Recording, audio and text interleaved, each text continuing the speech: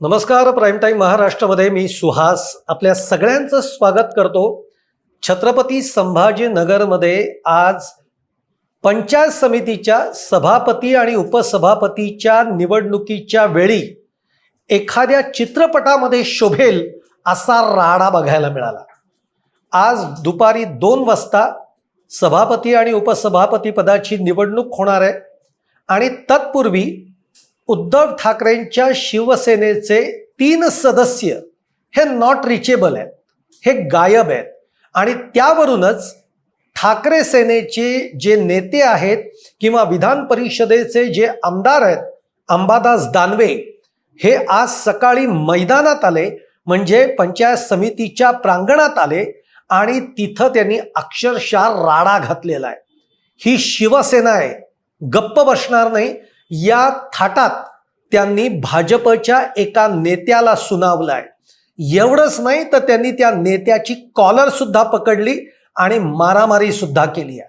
नेमकं हे सगळं प्रकरण काय आहे, का घडलंय हे सगळं हे आपण बघणार आहोत या व्हिडिओमधनं. तुम्हाला व्हिडिओ आवडला तर लाईक करा, शेअर करा, आमचं चॅनल सबस्क्राईब करायला विसरू नका आणि तुमच्या देखील कमेंट या कमेंट बॉक्समध्ये नक्की टाका.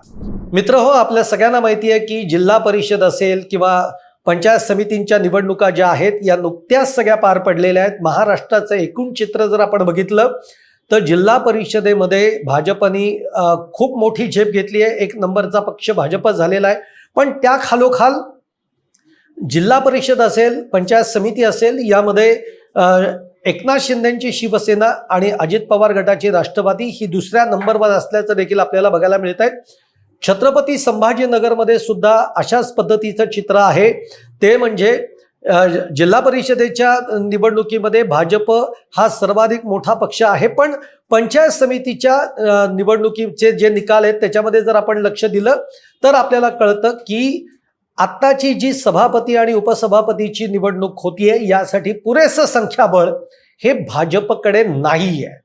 साधारणतः सभापती आणि उपसभापतीच्या निवडी म्हणजे सभापतीच्या निवडीसाठी 20 सदस्यांची संख्या किंवा 20 जागांची संख्या ही असायला लागते, पण भाजपकडे तेवढं संख्याबळ नाहीये. म्हणजे 20 पैकी 11 जागा या तुमच्याकडे सभापती पदासाठी निवडून येण्यासाठी असायला पाहिजेत, पण भाजपकडे या तेवढ्या जागा नाही आहेत. भाजपकडे त्यांच्या म्हणजे एकूण 6 जागा या भाजपकडे आहेत, प्लस एक त्यांचा जो पुरस्कृत उमेदवार आहे तोही निवडून आलेला आहे.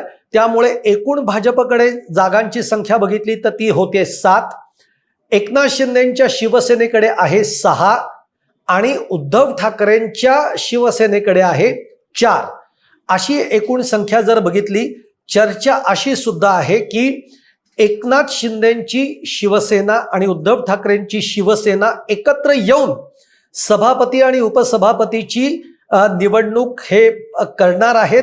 त्याच्यामध्ये उद्धव ठाकरेंच्या शिवसेनेकडून हे सुद्धा सांगण्यात आलेलं आहे की जो कोणी पक्ष हा आम्हाला उपसभापती पद देईल त्यांच्या बरोबर आम्ही जाऊ, ही भूमिका सुद्धा उद्धव ठाकरेंच्या शिवसेनेने घेतलेली आहे. आता इथे भाजपला 2 शिवसेना एकत्र येत आहेत. हे जेव्हा भाजपच्या लक्षात आलं तेव्हा उद्धव ठाकरेंचे एकूण जे आपण 4 सदस्य आहेत त्यातले 3 सदस्य हे नॉट रिचेबल आहेत. आता हे नॉट रिचेबल झालेत की यांना गायब करण्यात आलेलं आहे, हाच सगळा महत्वाचा त्यातला विषय आहे. आणि हे सगळं समजताच अंबादास दानवे जे आहेत ठाकरे गटाचे नेते हे त्या ठिकाणी आले. अत्यंत आक्रमक होत त्यांनी भाजपचे जे नेते आहेत कल्याण गायकवाड यांना गाठलं, त्यांची कॉलर पकडली आणि ज्या वेळेला अंबादास दानवे या सगळ्या ठिकाणी आले जिथे हे सगळा म्हणजे निवडणुकीचा कार्यक्रम होणार आहे सभापती आणि उपसभापती पदाच्या, त्या ठिकाणी ते आल्यानंतर त्यांच्याबरोबर जे कार्यकर्ते होते त्या कार्यकर्त्यांच्याकडे लाठ्याकाठ्या सुद्धा होत्या. म्हणजे पूर्ण तयारीनिशी अंबादास दानवे हे तिकडे उतरले. त्यांनी त्या कल्याण गायकवाड जे आहेत त्यांना गाठलं, त्यांची कॉलर पकडली, त्यांना धक्काबुक्की केली, त्यांना मारहाण केली आणि त्यांना जाबही विचारलं की आमचे 3 सदस्य कुठे आहेत.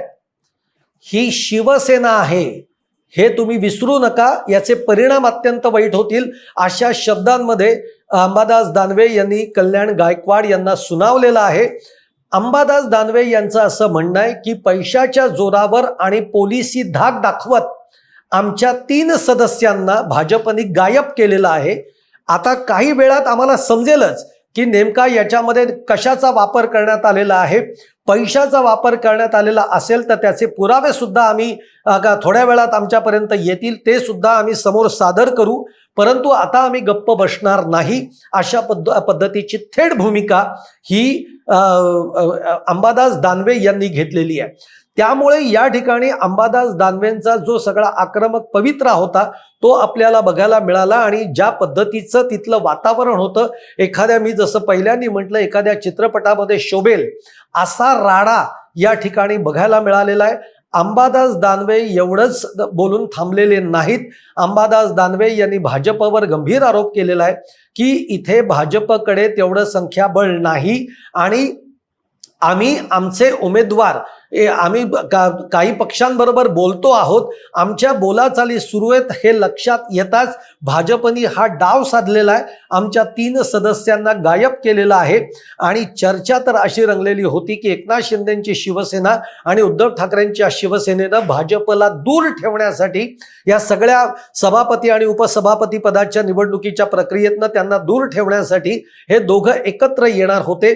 परंतु भाजपने हा सगळा डाव त्याच्यामध्ये साधलेला आहे, हे देखील आपल्याला कळत आहे.